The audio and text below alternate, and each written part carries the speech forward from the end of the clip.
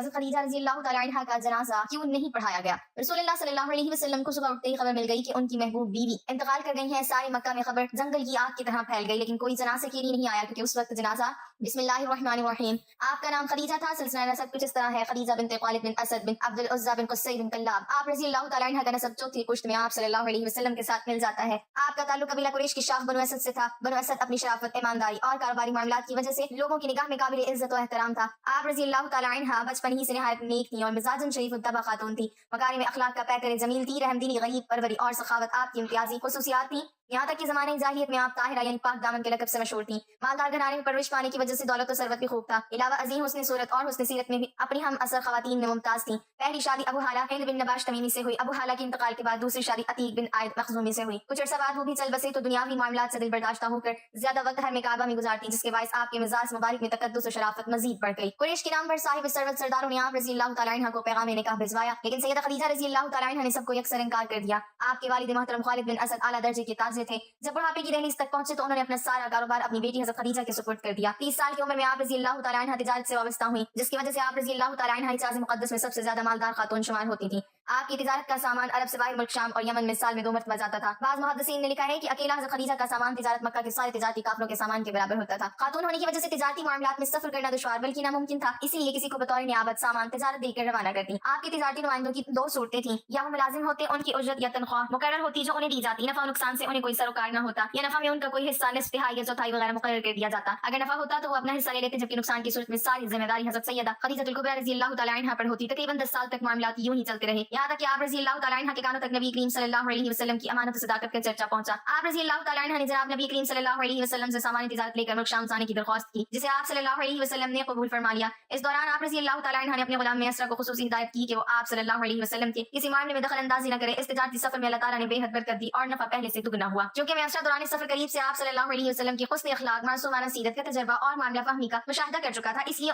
اس نے برملا اس کا اظہار کرتے ہوئے ام المومنین سیدہ خدیجہ رضی اللہ تعالیٰ عنہ کو بتلایا کہ آپ صلی اللہ علیہ وسلم نہایت معاملہ فہم، تجربہ کار، خوش اخلاق، دیانتدار، ایماندار، شریف النفس اور مدبر شخص ہیں۔ آپ صلی اللہ علیہ وسلم نے واپس پہنچ کر تجارتی معاملات کا عمدہ حساب پیش کیا، جس سے ام المومنین سیدہ خدیجہ رضی اللہ تعالیٰ عنہ بہت متاثر ہوئیں۔ ام المومنین سیدہ خدیجہ رضی اللہ تعالیٰ عنہ کی طرف سے رسول اللہ صلی اللہ علیہ وسلم کی خدمت میں یعلا بن امیہ کی بہن نفیسہ بنت امیہ پیغام نکاح لے کر گئیں۔ نفیسہ کا بیان ہے کہ میں آپ کے پاس آئی اور کہا کہ آپ نکاح کیوں نہیں کر لیتے؟ آپ نے فرمایا کہ میں نادار اور خالی ہاتھوں کس طرح نکاح کر سکتا ہوں؟ میں نے کہا کہ اگر کوئی ایسی عورت آپ سے نکاح کرنے کی خواہش مند ہو جو ظاہری حسن و جمال اور طبعی شرافت کے علاوہ دولت مند بھی ہو اور آپ کی ضروریات کی کفالت کرنے پر بھی خوش دلی سے آمادہ ہو تو آپ اس سے نکاح کر لینا پسند کریں گے؟ آپ نے دریافت کیا کہ ایسی کون خدا کی بندی ہو سکتی ہے؟ میں نے کہا خدیجہ بنت خویلد۔ حضرت خدیجہ رضی اللہ تعالیٰ عنہ کو رسول خدا صلی اللہ علیہ وسلم کی شادی کے بعد کئی مراحل سے گزرنا پڑا، لیکن آپ صلی اللہ علیہ وسلم نے کبھی تھکاوٹ محسوس نہیں کی، بلکہ ہر پیش آنے والے مسائل کو شرافت و سعادت کا باعث سمجھتی تھیں۔ خدیجہ ایک جزیرۃ العرب کی مالدار عورت تھیں، لیکن ان کو دولت کی محبت نہیں تھی بلکہ مائندیت کو کسب کرنے کا ہدف تھا۔ انہوں نے شادی کے موقع پر فرمایا، میں اور میرا مال آپ صلی اللہ علیہ وسلم کی خدمت میں حاضر ہے، میری تمام چیزیں آپ کے اختیار میں ہیں، تم میرے مال کو جہاں چاہو خرچ کر سکتے ہو۔ رسول خدا صلی اللہ علیہ وسلم نے خدیجہ کے مال کو اسلام کی راہ میں خرچ کر دیا۔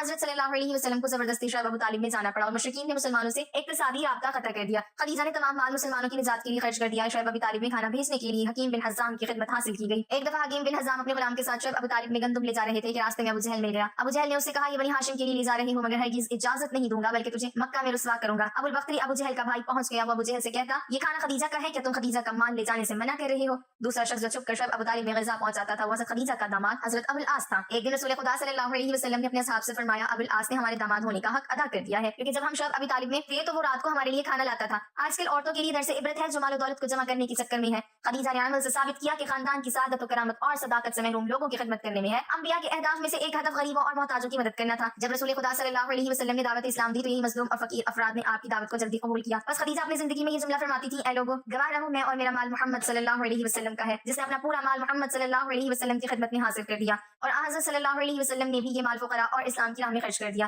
لہٰذا حضرت صلی اللہ علیہ وسلم بعثت کے پہلے سالوں میں یہ فرمایا کرتے تھے، خدیجہ کے مال سے بڑھ کر مجھے کسی اور مال میں نفع نہیں ہوا۔ آسمہ بنت امیس خدیجہ کی آخری عمر کی لحظات میں ان کے ساتھ تھیں۔ وہ کہتی ہیں، خدیجہ رو رہی تھی اور میں نے عرض کیا، اے خدیجہ کیوں رو رہی ہو؟ تم نبی صلی اللہ علیہ وسلم کی بیوی اور بہترین عورتوں میں سے ہو، تجھے جنت کی بشارت دی گئی ہے۔ خدیجہ نے فرمایا، اے آسمہ، میں اپنی بیٹی زہرا کے لیے رو رہی ہوں کیونکہ میری بیٹی زہرا کو شادی کی رات ماں کی ضرورت ہوگی، میری بیٹی فاطمہ کی ماں اس وقت نہیں ہوگی۔ آسمہ نے خدیجہ سے عہد کیا کہ اس رات میں فاطمہ کے ساتھ ہوں گی۔ امام جعفر صادق نے فرمایا کہ رسول خدا صلی اللہ علیہ وسلم کو دفن کرنے کے بعد گھر تشریف لے آئے۔ فاطمہ زہرا آپ صلی اللہ علیہ وسلم کے ارد گرد چلتی ہیں اور پوچھتی ہیں، میری ماں کہاں ہے؟ رسول خدا صلی اللہ علیہ وسلم حیران تھے کہ کیا جواب دوں۔ जिब्राइल नाजिल हुआ और हज़रत सल्लल्लाहु अलैहि वसल्लम से फरमाया, ए रसूल सल्लल्लाहु अलैहि वसल्लम, तुम ये कहो कि तेरी मां जन्नत में आसिया और मरियम के साथ है। ये सुनकर फातिमा को सुकून आया और फरमाया, खुदाबंद सलाम है और इससे सलाम और उसकी तरफ सलाम है। जब हज़रत सैयदा खदीजा रज़ी अल्लाह तआला अन्हा पर नज़ा का आलम तारी हुआ तो नबी करीम सल्लल्लाहु अलैहि वसल्लम ने फरमाया, क्या सकरात यानी मौत की शिद्दत तुम्हें नागवार है? वल्लाह तुम्हारे लिए ये शिद्दत मुफीद है। आज जब तुम जन्नत में अपनी सौतनों के पास पहुंचो तो उन्हें मेरा सलाम कहना। हज़रत मरियम बिनते इमरान, हज़रत आसिया बिनते मुज़ाहिम और हज़रत उम्मे कुलसूम हमशीरा हज़रत मूसा अलैहिस्सलाम को मेरा सलाम पहुंचाना।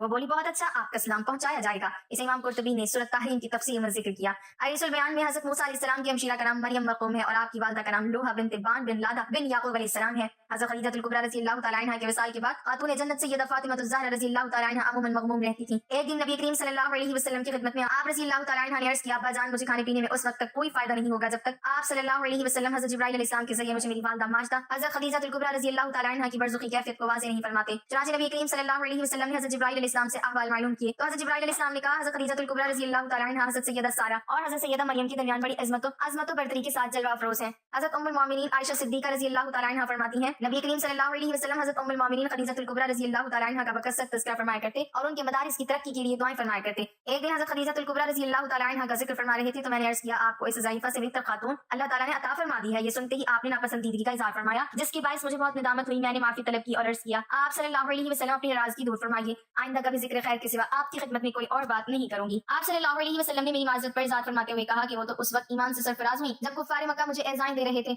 उन्होंने मुझे इन नाज़ुक तरीन लम्हात में अपना दी जबकि मुशरिकीन मेरी जान के दर पे थे। उन्होंने मेरे ऐसे ज़माने में तस्दीक की जबकि अहले मक्का मेरी तकज़ीब कर रहे थे। हज़रत खदीजतुल कुबरा रज़ी अल्लाह तआला अन्हा के लिए दुआएं फरमाते हुए कभी न उकताते। उम्महातुल मोमिनीन में आप बालिहाज़ फ़ज़्ल व शरफ़ मुमताज़ हैं। चुनांचे शब मेराज आप जन्नत की सैर फरमा रहे थे तो उसमें एक अजीम महल देखा जो हर नज़र तक वसी व कुशादा है। उसमें ऐसी अशिया रख दी गई हैं जो ना किसी आंख ने देखी, ना कानों ने सुनी और ना ही कोई इंसान अपने दिल में तसव्वुर व ख्याल ला सकता है। आप सल्लल्लाहु अलैहि वसल्लम ने दरियाफ्त फरमाया, ये किसका महल है? आवाज़ आई, हज़रत खदीजतुल कुबरा रज़ी अल्लाह तआला अन्हा का महल है। आपने फरमाया, मैं इन्हें हदिया पेश करता हूँ कि अल्लाह ताला ने माल दुनिया के बदले जन्नत में महल अता फरमाया। इमाम तिबरी अलैहिर्रहमत ज़ोहरी और क़तादा से मरवी है कि औरतों में सबसे पहले हज़रत सैयदा खदीजतुल कुबरा रज़ी अल्लाह तआला अन्हा ईमान लाई। नबी करीम सल्लल्लाहु अलैहि वसल्लम ने माह रमज़ान अल मुबारक में पीर के दिन अपनी बाइसत का ऐलान फरमाया। हज़रत खदीजतुल कुबरा रज़ी अल्लाह तआला अन्हा ने उसी रोज़ आपकी नबूवत और रिसालत की तस्दीक की और ईमान का शरफ पाया। नबी करीम सल्लल्लाहु अलैहि वसल्लम का माह रमज़ान मुबारक में मामूल था कि गारे हिरा में जाकर मसरूफ़ इबादत रहते। जब महीना गुजर जाता तो आप मक्का मुकर्रमा तशरीफ ले आते। घर में जाने से कबल बैतुल्लाह शरीफ का 7 बार तवाफ करते। जिस साल आप मबऊस हुए और ऐलान नबूवत और रिसालत का फरमान जारी हुआ उस वक्त आप गारे हिरा में जलवा अफरोज़ थे। हज़रत जिब्राइल अलैहिस्सलाम अल्लाह तबारक व तआला के इल्म से आपकी खिदमत में वही लेकर हाजिर हुए। हुज़ूर सय्यद आलम सल्लल्लाहु अलैहि वसल्लम ने फरमाया, जन्नत में औरतों से अफजल तरीन हज़रत खदीजतुल कुबरा रज़ी अल्लाह तआला अन्हा, हज़रत सैयदा फातिमा ज़हरा रज़ी अल्लाह तआला अन्हा, हज़रत मरियम बिनते इमरान रज़ी अल्लाह तआला अन्हा, हज़रत आसिया बिनते मुज़ाहिम रज़ी अल्लाह तआला अन्हा है। हज़रत खदीजा रज़ी अल्लाह तआला अन्हा ने हिजरत से 3 साल कबल मक्का मुकर्रमा में विसाल फरमाया। जन्नत मुअल्ला मकाम जोहून में आपका मज़ार मुबारक है। आपने 65 साल उम्र पाई। आपकी कब्र शरीफ में हुज़ूर सय्यद आलम सल्लल्लाहु अलैहि वसल्लम उतरे। उस वक्त तक नमाज जनाजा फर्ज नहीं थी। बाज़ बयान करते हैं कि अबू तालिब की वफात के 3 दिन बाद हज़रत खदीजतुल कुबरा रज़ी अल्लाह तआला अन्हा ने विसाल फरमाया। उनके विसाल के बाद कुरैश आपको ज्यादा तकालीफ पहुंचाने लगे। तिबरी का बयान है कि हुज़ूर सय्यद आलम सल्लल्लाहु अलैहि वसल्लम की तमाम औलाद सिवाय हज़रत इब्राहीम के हज़रत खदीजतुल कुबरा रज़ी अल्लाह तआला अन्हा से हैं। मनाक़िब फातिमा रज़ी अल्लाह तआला अन्हा में है कि हज़रत इब्राहीम बिन मोहम्मद मारिया किब्तिया से पैदा हुए। नबी करीम सल्लल्लाहु अलैहि वसल्लम से पहले हज़रत खदीजा रज़ी अल्लाह तआला अन्हा के 2 निकाह हुए थे। पहला तीक बिन आइद बिन अब्दुल्लाह से और दूसरा अबू हाला से। अल्लामा कुर्तुबी रहमतुल्लाह अलैह ने सूरत अहज़ाब की तफसीर में बयान किया है कि उनका नाम ज़रारा था। उनके यहाँ एक लड़का पैदा हुआ और उसने इस्लाम का शरफ पाया। चुनांचे वो कहा करते थे कि मैं वालिदैन बहन भाइयों की निस्बत सबसे अफजल हूँ। मेरे बाप रसूल करीम सल्लल्लाहु अलैहि वसल्लम हैं, मेरी वालिदा खदीजतुल कुबरा रज़ी अल्लाह तआला अन्हा है और मेरे भाई कासिम और मेरी हमशीरा फातिमा ज़हरा रज़ी अल्लाह तआला अन्हुम हैं। बस मसरा में उनका इंतकाल हुआ। जनाजे में लोगों का बेपनाह हुजूम था इसलिए कि वो रसूल करीम सल्लल्लाहु अलैहि वसल्लम के रहीम हैं। बाज़ ने कहा कि आप जंग जमल में शहादत से सरफराज हुए। एक मरतबा हज़रत खदीजतुल कुबरा रज़ी अल्लाह तआला अन्हा नबी करीम सल्लल्लाहु अलैहि वसल्लम से अर्ज़ गुज़ार हुई, या रसूल अल्लाह सल्लल्लाहु अलैहि वसल्लम, जब हज़रत जिब्राइल अलैहिस्सलाम आपकी खिदमत में हाजिर हों तो मुझे भी दिखाइएगा। चुनांचे जब जिब्राइल अलैहिस्सलाम आए, हुज़ूर सय्यद आलम सल्लल्लाहु अलैहि वसल्लम ने फरमाया, खदीजा इधर आओ और मेरी दाएं डांड के करीब बैठकर देख लीजिए।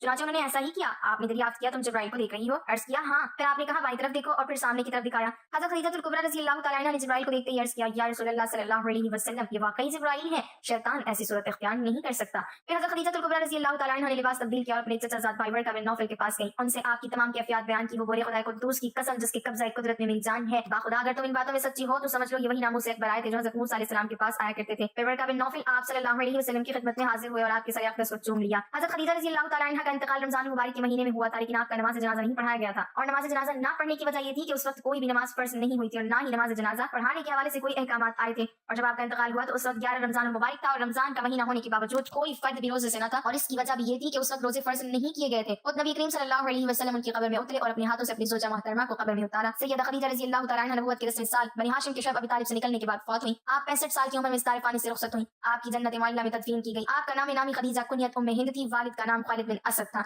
अल्लाह पाक हमें बेहतर अमल करने की तौफीक अता फरमाए। मेरा सुनाना और आपका सुनना अपनी बारगाह इलाही में कबूल मंजूर फरमाए, आमीन। नाज़रीन, कमेंट बॉक्स में अल्लाह ताला के 99 नामों में से एक नाम जरूर टाइप करें।